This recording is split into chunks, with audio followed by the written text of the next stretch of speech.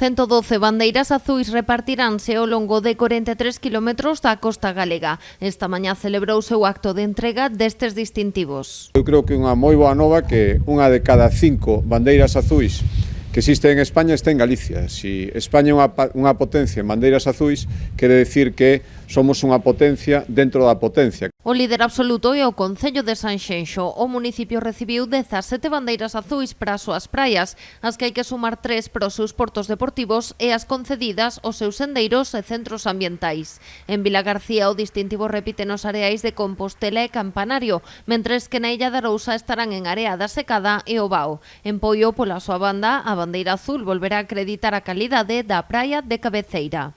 As bandeiras azuis son un magnífico exemplo e de verdade me alegro moitísimo de que sexan unha mostra máis da excelencia do noso litoral, do bo que ten Galicia. Vamos a coidar o noso litoral como merece, ese tesouro que temos dentro dos tesouros que ten Galicia. Con estes distintivos, a Asociación de Educación Ambiental e do Consumidor ven un ano máis a recoñecer o traballo dos municipios pola sostibilidade, a calidade dos servizos e a seguridade. Tamén se entregan a portos deportivos, sendeiros e centros ambientais, sumando un total de 167 bandeiras azuis en toda Galicia.